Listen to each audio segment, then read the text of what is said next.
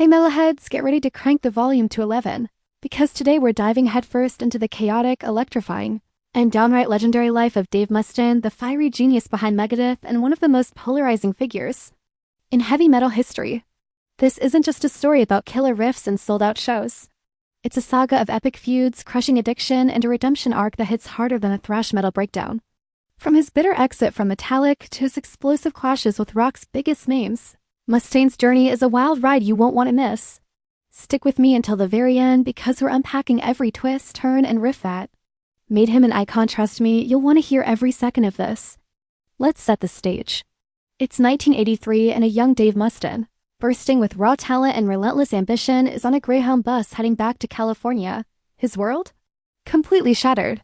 Just days earlier, he was the lead guitarist of Metallic, a band he helped shape with his blistering riffs and songwriting. But now, he's been kicked out, fired without warning for his out-of-control behavior and struggles with alcohol and drugs. Replaced by Kirk Hammett, Mustaine is left to pick up the pieces of his broken dreams. Can you imagine the gut punch of that moment? Sitting on that bus, staring out the window, his anger and betrayal simmering. But instead of giving up, Mustaine makes a vow he's going to build a band that'll rival Metallic and prove everyone wrong. That band becomes Megadeth, and that moment becomes the spark for one of the most intense careers in music history. Now, let's talk about the feud that defined Mustaine's life, his decades-long battle with Metallic, particularly drummer Lars Ulrich. This wasn't just a rivalry, it was a full-blown metal mythology. When Metallic let Mustaine go, it wasn't just a professional setback.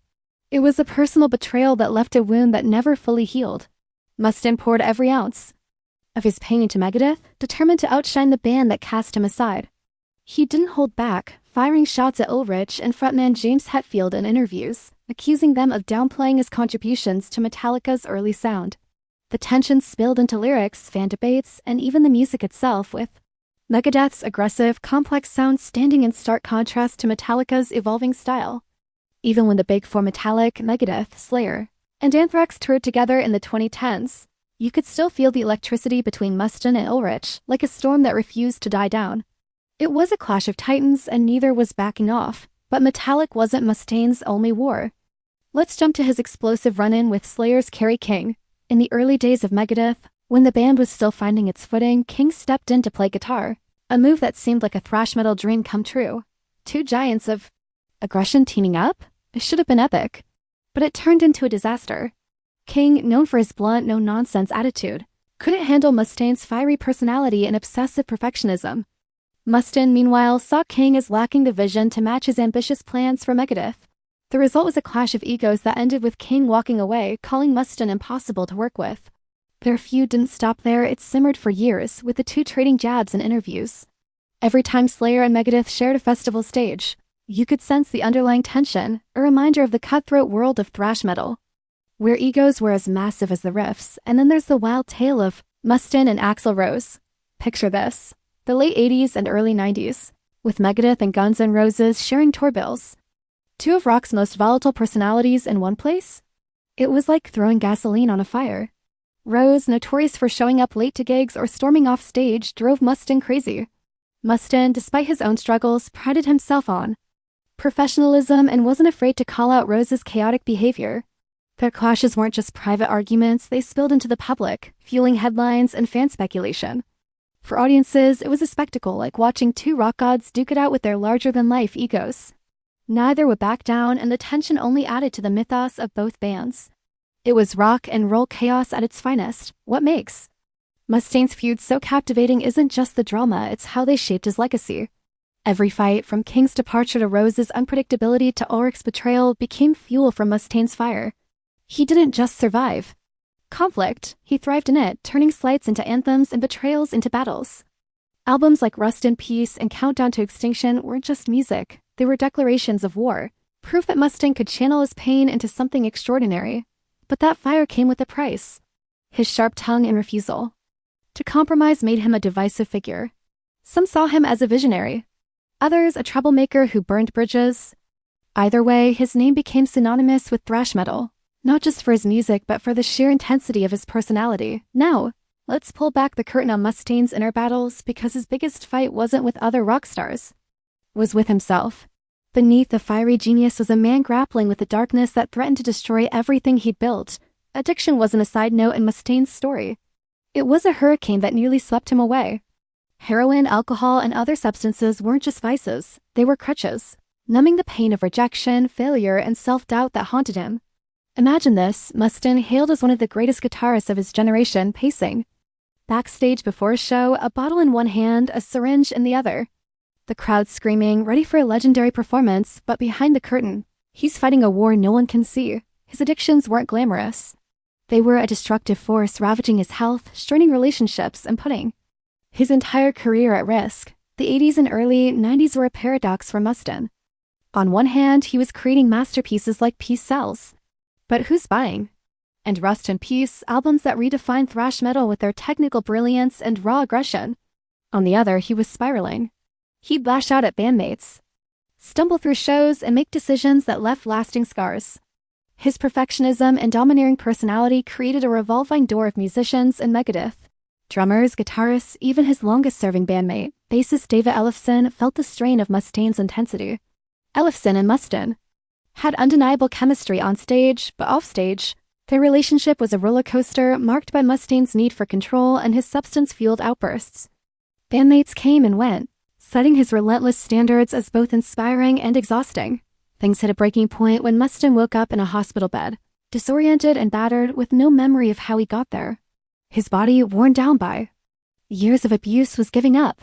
Doctors delivered a stark warning: one more overdose, one more binge, and he might not survive. This wasn't just a low moment, it was rock bottom, a brutal wake-up call that forced Mustaine to confront the wreckage of his life. His bandmates were drained, his personal relationships in tatters, his career hanging by a thread. Survival meant more than just kicking drugs and alcohol. It meant facing the choices that led him here, the grudges he clung to, the pride that blinded him to the pain he caused others.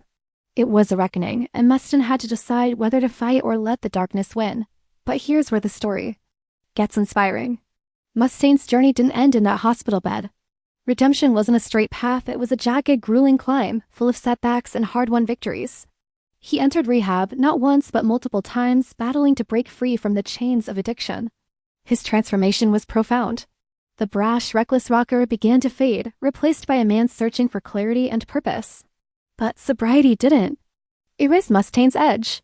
The same fiery determination that helped him conquer addiction also kept him stubborn and prone to conflict. His redemption wasn't a fairy tale, it was a work in progress. A constant tug-of-war between the man he was and the man he wanted to become. Mustaine's music became a canvas for his journey. Albums like The System Has Failed and United Abominations carried the weight of his struggles, blending raw anger with hard-earned wisdom. Sobriety gave him the clarity to rebuild his legacy and mend relationships that had been fractured by years of chaos. His bond with Ellefson, though never perfect, grew stronger as they navigated the ups and downs of Megadeth's later years. Fans connected with this new chapter, drawn to the honesty in Mustaine's lyrics and the resilience in his performances.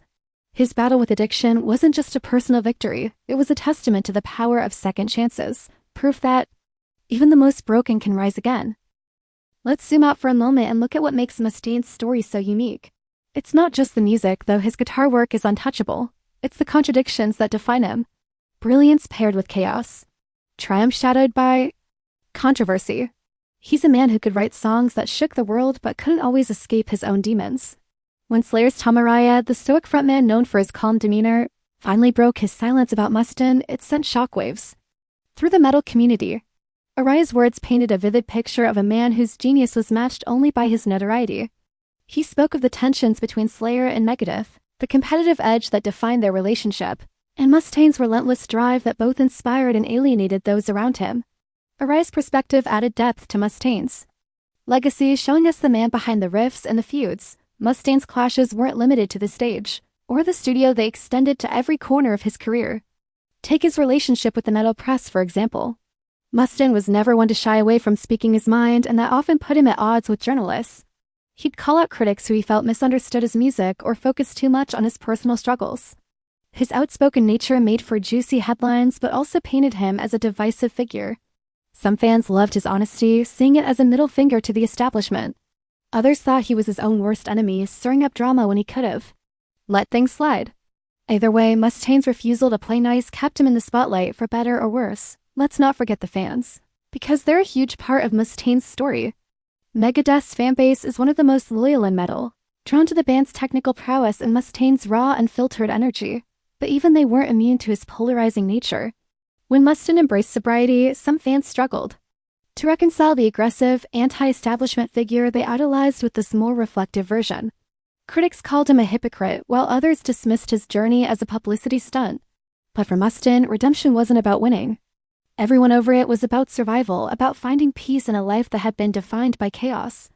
His fans, for the most part, stuck by him, proving that his music and his story resonated on a deeper level. Mustaine's influence on thrash metal is undeniable. Alongside Metallica, Slayer, and Anthrax, Megadeth helped define a genre that was all about speed, aggression, and rebellion. But Mustaine brought something extra complexity that set Megadeth apart. His intricate guitar work and thought-provoking lyrics tackled everything from politics to personal struggles, giving fans something to chew on beyond the headbanging. Albums like Rust in Peace are still considered masterpieces, not just for their technical brilliance, but for the raw emotion poured into every track. Mustaine's ability to blend brains with brawn made him a standout, even in a genre packed with talent. But let's be real, Mustaine's legacy isn't just about the music. It's about the human behind it. His story is a reminder that even the biggest icons are flawed, shaped by their mistakes as much as their successes. His feuds with Metallica, Slayer, Guns N' Roses, and beyond weren't just drama. They were the fuel that powered Megadeth's rise. His addiction wasn't just a struggle. It was a battle that showed his resilience. His redemption wasn't a neat, tidy ending. It was a gritty, imperfect journey that proved it's never too late to rewrite your story. Whether you see Mustaine as a hero, a villain, or something in between, one thing's clear: he's a force of nature, a man whose life is as intense as the music he creates. So, what can we learn from Dave Mustaine? His journey shows us that greatness isn't about being perfect, it's about fighting through the chaos, turning pain into power, and never giving up, no matter how far you've fallen. He's proof that you can be brilliant and broken, triumphant and troubled all at once. His story is a call to keep pushing, to channel your struggles into something meaningful, whether that's a riff, a dream, or a fresh start. For every hospital bed, there's a stage waiting. For every feud, there's a song to be written. That's the beauty of Mustaine's legacy. It's not just about what he achieved, but how he kept going, no matter the odds. Before we wrap up, let's take a moment to appreciate the impact of Mustaine's music. Megadeth's discography is a treasure trove of thrash metal classics, from the raw energy of Killing Is My Business and Business Is Good, to the polished fury of Dystopia. Each album tells a piece of Mustaine's story, reflecting his evolution as an artist and a person. Fans still pack venues to hear tracks like Symphony of Destruction and Holy Wars. The Punishment Due, songs that feel as vital today as they did decades ago. Mustaine's guitar work, with its lightning-fast precision and melodic depth, remains a benchmark for aspiring musicians. He didn't just play metal, he redefined it. In the end, Dave Mustaine's story is about resilience. It's about taking the hits, whether they come from rivals, addiction, or your own mistakes, and coming back stronger. It's about turning betrayal into motivation, chaos into creativity, and pain into art. His life is a testament to the idea that you don't have to be perfect to be legendary. You just have to keep fighting. So let's raise a fist to Mustaine, a man who's as human as he's iconic, whose riffs and struggles have left an indelible mark on music history. I hope you've loved this deep dive into the wild, unforgettable world of Dave Mustaine. If this story hit you as hard as a Megadeth riff, smash that like button, share this video with your fellow metalheads, and subscribe for more epic tales from the world of music. Drop a comment below. What's your favorite Megadeth song, or what do you think of Mustaine's crazy journey? Let's keep the conversation rocking.